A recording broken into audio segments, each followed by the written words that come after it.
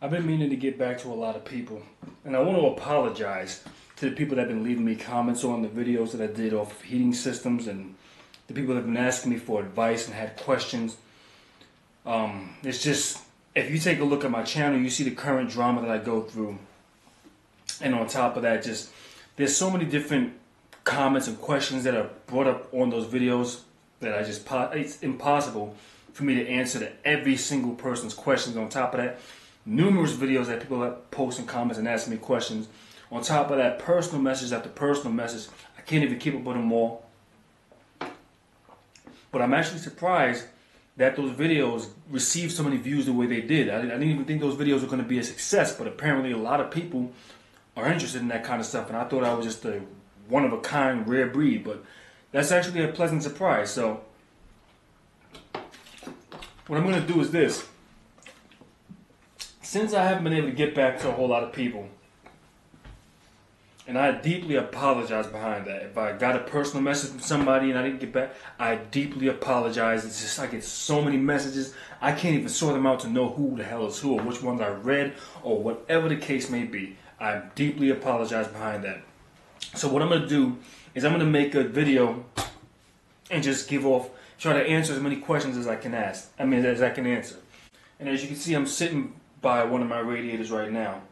Now that we've got some basic facts out of the way, let me get into answering some of these questions. And the most common question that I get, as you can see, I currently have the heat on. And I'll tell you exactly what that is when that popping of the valve when it opens up every so often. One of the common questions that I get is that I got radiators in one part of the house that heat up, and the radiators on the other side don't get that hot, or they don't get hot at all. A lot of people go through this, and a lot of people that live in private houses more or less go through this, and I'll explain exactly why this happens. You see, when it comes down to this, in a private house, what you have is a thermostat that's located in one area that's only solely reading the temperature of that room. It's not gauging the temperature of the entire house, and nor does it even care, because they don't design thermostats like that, and I'm not exactly sure why they don't, because it would be a lot more effective to make something that has more of a sensor or that reaches out to a different part of the return line, but that's for another conversation. For people who go through this and they don't want to raise up their thermostats too much, and I know this from living in a house where that happened a long time ago, and the situation I encountered was the radiators upstairs would heat up faster than the ones downstairs, which was rather strange, but now I think I kind of understand it. So here's a problem that a lot of people go through. One thing that you can do, or there's a couple of things. Number one, you can try moving your thermostat from one location to a location where it takes a little longer for the heat to reach.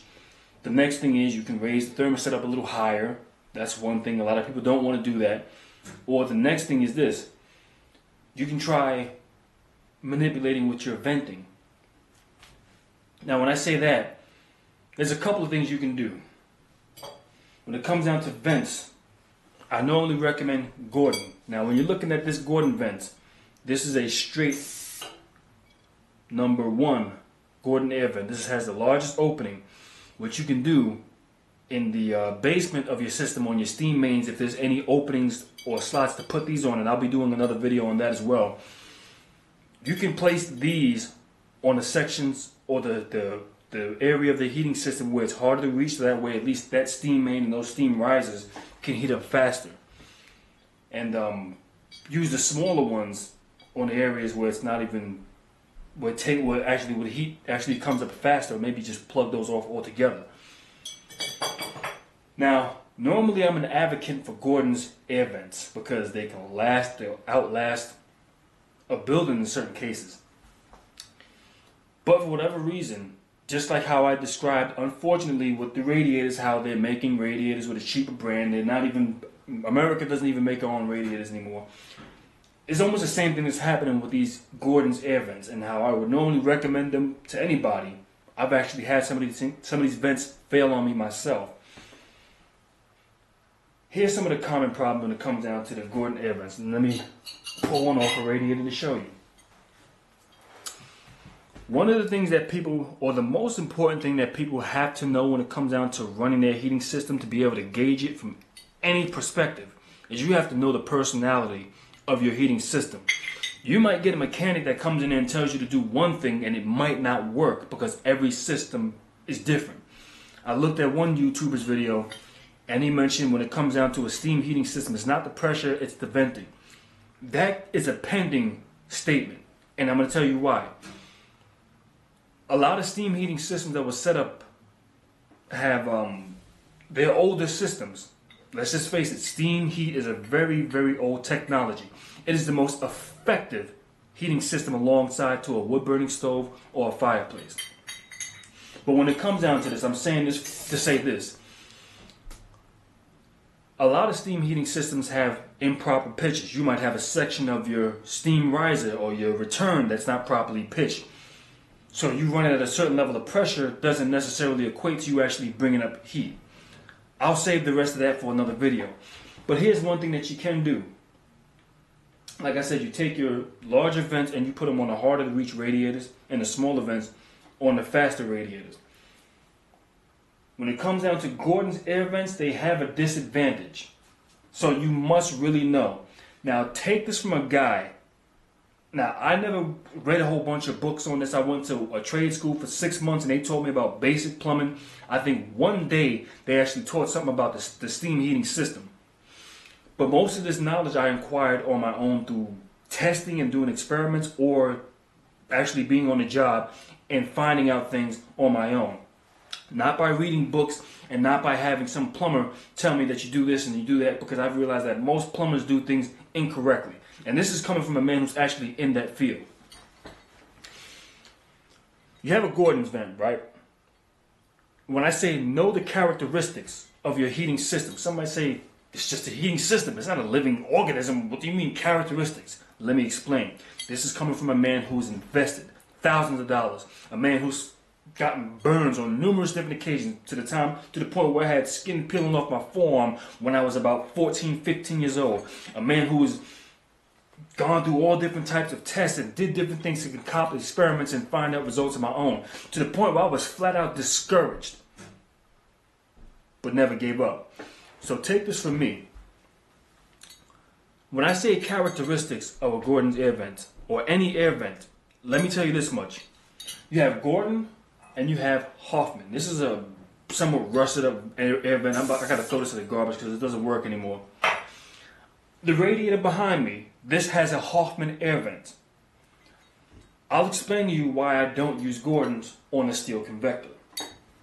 Gordon air vents are mainly meant for risers, especially these larger ones, and steam mains. They serve their best purpose there. Even though occasionally you can get away with putting them on a radiator, in certain cases, a lot of people do that. And it works fine. But let me explain some of the downfalls of the Gordon's air vents. Gordon's air vents in certain cases have what I like to call a selfish personality, a selfish characteristic, meaning that it's all about me. Once again, you might say, what the hell are you talking about? I'll break it down. These air vents, when I say that they're selfish, certain air vents solely function, or pretty much what they do is once the steam gets into the air vent and the vent gets hot, it locks out. When I say selfish personality, once the air vent gets hot, it doesn't open up to allow the rest of the radiator to heat up. It doesn't occasionally bleed out to maintain a certain consistent temperature. You hear the air vent behind me, the Hoffman air vent. You hear how many times it keeps popping open. What this air vent is doing is maintaining a consistent temperature inside of this radiator. Because the disadvantage with steel convectors is that they'll heat up quickly, and even with steam inside of it, it will cool down if there's no steam actually passing through there. So once the air vent is locked, there's actually no steam passing through there. It's just steam just building up pressure, trying to compact inside of one spot.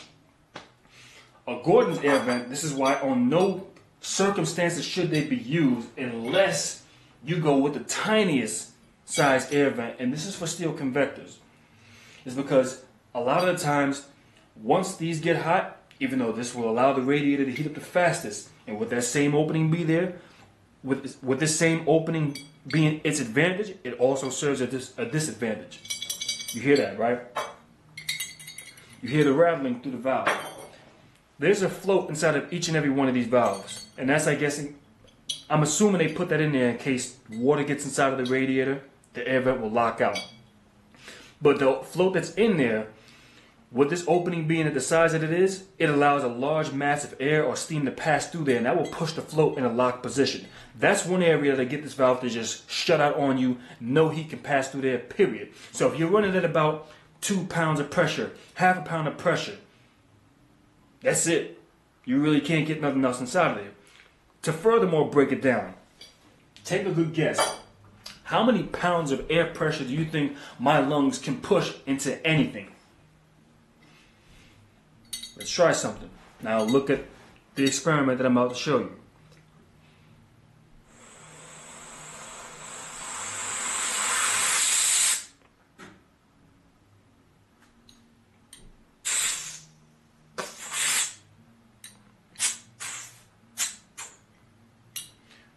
If you didn't understand what I just did right there, pretty much what I'm showing you is this float that's inside of this vent. All it takes is for whatever I have inside of my lungs, and that will push the vent in a locked position, and you get no more heat right there. Furthermore, to show you, anybody who knows anything about this trade knows that if you turn the air valve upside down, the float will go into the locked position, and that's it.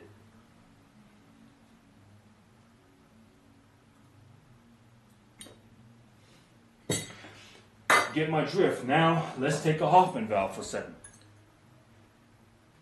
In the lock position. Not very loud, but of course it'll still allow air to flow through it. So what I'm saying is this. In certain cases, and let me direct your attention to the radiator right quick. Okay, this is just a little radiator that I set up just for the purpose to be able to demonstrate what I'm talking about. Once again, know the characteristics of your steam system. Most people are accustomed to their steam system operating like this. You got your cutoff valve on one end, and then you got your air valve on the other. So normally steam will come in through the cutoff valve, make its way to the top section, to the top of the first section, and then slowly make its way back, and then slowly work its way down to the bottom. In certain cases, if you have a system that works in that manner, you might not have too much of a problem to worry about. But if you have a boiler that pushes up a larger volume or capacity of steam inside of a radiator, or in certain cases the way this radiator is constructed, it takes very little steam to actually get to the back of it, and 9 times out of 10 this radiator will heat up bottom first and then work its way to the air vent and then make its way to the top. When I say selfish, in certain cases, once this vent gets hot, that's all it will take for it to lock out. And once it's locked out, it won't allow any more air to pass through the radiator, even though the radiator is still completely full with air, and there's just a small portion of the radiator that actually has steam inside of it. But that vent will not allow air to pass through it because it's already satisfied. However, what I do recommend when it comes down to adjustable vents, what you might want to do is go with a Hoffman adjustable air vent. You can still use Gordon's, the larger air vents. What I'm basically trying to tell you is if you have to go through this process, you might have to test certain things to see how effective your radiator is. Because certain people in my job have told me when I've installed Gordon's air vents on them, and they'll say that my radiator is not getting hot. I can touch the radiator with my bare hands. So in certain cases, what I'll do is I'll say, you know what, let me go upstairs and put a smaller one on there. And in certain cases, you still get the same problem. Or you might not necessarily get the lockout problem where it doesn't allow steam to pass through. What you wind up getting, and what has actually happened to me, is that steam will just constantly piss out of the air vent, and it'll cause an efficiency problem. So these are things that you got to be aware of. Whenever it comes down to a heating system, you got to know about certain dynamics to be able to run it properly. So when it comes down to actually manipulating, I would say go with Hoffman adjustable air vents. You can use the Gordons for the mains and the risers. You want to use these for your mains, and you want to use the D size.